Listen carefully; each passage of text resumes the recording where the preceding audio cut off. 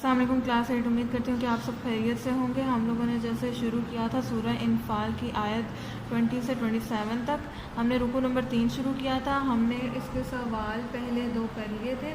تیسرے سوال میں سے ہم نے پہلے آیت کا ترجمہ اور مفہوم کر لیا تھا۔ اب یہ دوسری آیت ہے، ان شر الدواب عند اللہ الصم البکم الذین لا یعقلون، ٹھیک ہے۔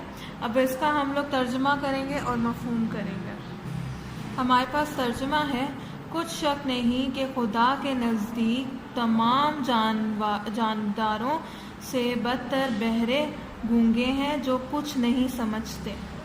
مفہوم، شر دواب کا مطلب ہے بدترین جانور۔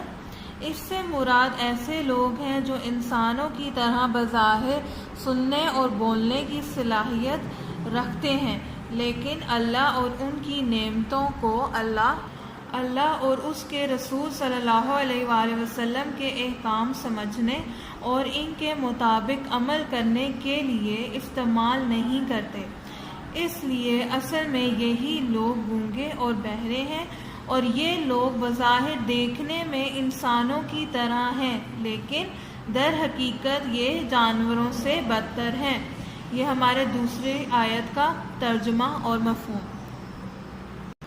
تیسری ہمارے پاس ہے، وَاعْلَمُوا أَنَّ اللَّهَ يَحُولُ بَيْنَ الْمَرْءِ وَقَلْبِهِ۔ اب اس کا ترجمہ ہے، اور جان رکھو کہ اللہ تعالیٰ آدمی اور اس کے دل کے درمیان حائل ہے۔ مفہوم، اس آیت مبارکہ کے 2 مفہوم ہو سکتے ہیں۔ ایک تو یہ کہ جب کوئی نیک کام کرنے یا گناہ سے بچنے کا موقع آئے تو انسان فوراً کر گزرے۔ ہو سکتا ہے کہ اس کے ارادے کی تکمیل میں قضائے الہی حائل ہو جائے، یا بیماری، موت جیسی رکاوٹیں پیش آ جائیں اور اس سے کام کرنے کی مہارت نہ مل سکے۔ اگلا پیراگراف ہے، دوسرا مفہوم یہ کہ اللہ انسان کے بے حد قریب ہے۔ انسان کا دل اللہ کے خاص تصرف میں ہے۔ جب وہ کسی بندے سے راضی ہوتا ہے تو اس کے دل اور گناہوں کے درمیان آڑ دیتا ہے، اور جب کسی سے ناراض ہوتا ہے تو اس کے دل اور نیک کاموں کے درمیان آڑ کر دی جاتی ہے۔ یہ آپ کی تیسری آیت کا ترجمہ اور مفہوم۔ چوتھی ہمارے پاس ہے، وَاتَّقُوا فِتْنَةً لَا تُصِيبَنَّ الَّذِينَ ظَلَمُوا مِنْكُمْ خَاصَّةً، ٹھیک ہے۔ اس کا ترجمہ ہمارے پاس ہے، اور فتنے سے ڈرو جو خصوصیت کے ساتھ انہی لوگوں پر واقع نہ ہوگا جو تم میں گناہ گار ہیں۔ یہ ترجمہ ہے۔ اب اس کا مفہوم، اس آیت مبارکہ میں فتنے سے مراد عذاب الہی ہے، یعنی مسلمانوں کو ان ایسے فتنے سے بچنے کی ہدایت دی گئی ہے جس کا عذاب صرف گناہ گاروں پر نازل نہیں ہوگا، بلکہ بے گناہ بھی اس کے ضد میں آ جائیں گے، کیونکہ وہ قدرت رکھنے کے باوجود برائی کو نہیں روکتے۔ علماء کرام کے نزدیک یہ امور درج ذیل ہیں۔ پھر ہمارے پاس یہ آیت آ جاتی ہے، یعنی نیکی کی ہدایت کرنے اور برائی سے روکنا، کرنا، ترک جہاد، میدان جنگ سے پیٹھ پھیرنا۔ یہ وجوہات کس قوم پر عذاب کا سبب بنتی ہیں؟ جو بے گناہ لوگ ان برائیوں کو روکنے کی کوشش کرتے ہیں، وہ بھی عذاب میں گرفتار ہو جاتے ہیں۔ یہ آپ کی اس کا ترجمہ اور مفہوم۔ ہمارے پاس آخری مفہوم ہے، وَاعْلَمُوا أَنَّمَا أَمْوَالُكُمْ وَأَوْلَادُكُمْ فِتْنَةٌ وَأَنَّ اللَّهَ عِندَهُ أَجْرٌ عَظِيمٌ۔ اس کا ترجمہ ہے، اور جان لو کہ تمہارا مال اور تمہاری اولاد فتنہ ہے، اور بے شک اللہ کے نزدیک نیکیوں کا بڑا اجر ہے۔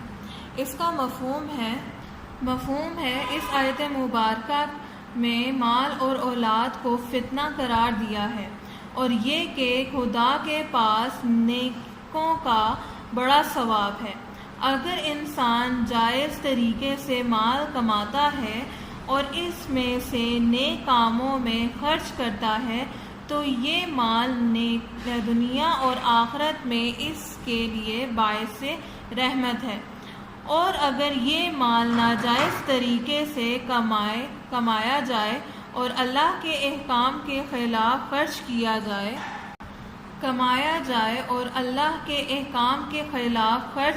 جائے تو یہی مال اس کے لیے باعث عذاب ہے۔ اسی طرح اولاد کی تربیت درست انداز میں کرنا اور اسے کامل مسلمان بنانا والدین کے لیے آزمائش ہے، یعنی اگر اولاد صالح ہو تو والدین کے لیے دنیا و آخرت میں رحمت ہے ورنہ وبال جان۔ اس لیے مسلمانوں کو ہدایت کی جا رہی ہے کہ ان کی محبت میں اللہ کے احکامات سے روگردانی نہ کریں، اور جو لوگ مال اور اولاد کی محبت سے مغلوب نہ ہوں ان کے لیے اللہ کے ہاں بڑا اجر و ثواب ہے۔ اب آپ کی یہ مفہوم آیات کمپلیٹ ہو گئی ہیں۔ یہ مفہوم آپ نے کمپلیٹ کرنا ہے اور اس کو یاد بھی کرنا ہے اور نیٹ ہینڈ رائٹنگ میں کام کرنا ہے۔ اب ہم شروع کریں گے مختصر سوالات۔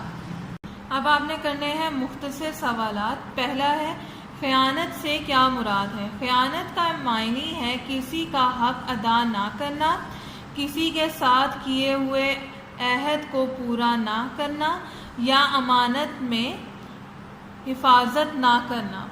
اگلا ہے مال اور اولاد فتنہ کیوں ہے؟ مال اور اولاد اس لیے فتنہ ہے کیونکہ یہ دونوں انسان کو بزدل اور کنجوس بنا دیتے ہیں، اور ان کی محبت میں انسان ہر ناجائز کام کرنے کے لیے تیار ہو جاتا ہے۔ اگلا سوال ہے جب مسلمان کمزور اور تھوڑی تعداد میں تھے تو اللہ نے ان پر کیا احسان کیا؟ مکہ میں جب مسلمان کمزور اور تھوڑے سے تھے تو اللہ نے ان کو مدینے میں محفوظ پناہ گاہ دی اور اپنی مدد سے ان کو طاقتور بنایا اور پاکیزہ رزق دیا۔ اگلا سوال ہے ہمارے پاس سورہ انفال میں اللہ اور اس کے رسول کی اطاعت کے بارے میں کیا حکم ہے؟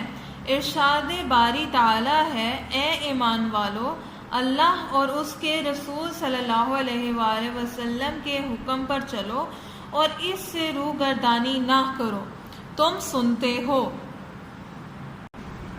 اگلا ہمارے پاس ہے کون سے لوگ کہتے ہیں کہ ہم نے سن لیا مگر حقیقت میں نہیں سنتے؟ اس سے مراد کفار اور منافقین ہیں جو حکم خدا سننے کا دعویٰ کرتے ہیں مگر حقیقت میں نہیں سنتے، یعنی غور و فکر میں کرتے اور سچے دل سے اسے قبول نہیں کرتے۔ اگلا ہمارے پاس ہے لما یحییکم سے کیا مراد ہے؟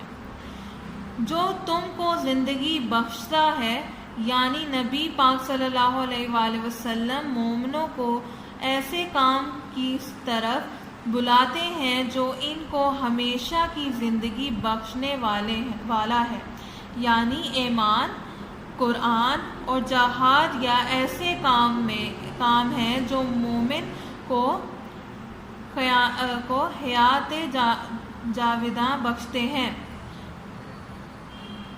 اگلا سوال ہے مکہ کے ابتدائی دور میں مسلمانوں کی کیا حالت تھی؟ سورہ انفال میں ارشاد ہے، اور اس وقت کو یاد کرو کہ جب تم کو زمین مکہ میں قلیل اور ضعیف سمجھے جاتے تھے اور ڈرتے رہتے تھے کہ لوگ تمہیں اڑا نہ لے جائیں، تو اس نے تم کو جگہ دی۔ اس نے تم کو جگہ دی، اپنی مدد سے تم کو تقویت بخشی اور پناہ گزیر چیزیں کھانے کو دی اور پاکیزہ چیزیں کھانے کو دی تاکہ تم شکر ادا کرو۔ اگلا سوال ہمارے پاس ہے، اللہ تعالیٰ کفار کو قرآن کی آیت سننے کی توفیق کیوں نہیں دیتا؟ ترجمہ، اور اگر خدا ان میں نیکیوں کا مادہ دیکھتا تو ان کو سننے کی توفیق بخشتا۔ اب آپ کے یہ مختصر سوالات آگے بھی ہیں، وہ بھی دیکھیں۔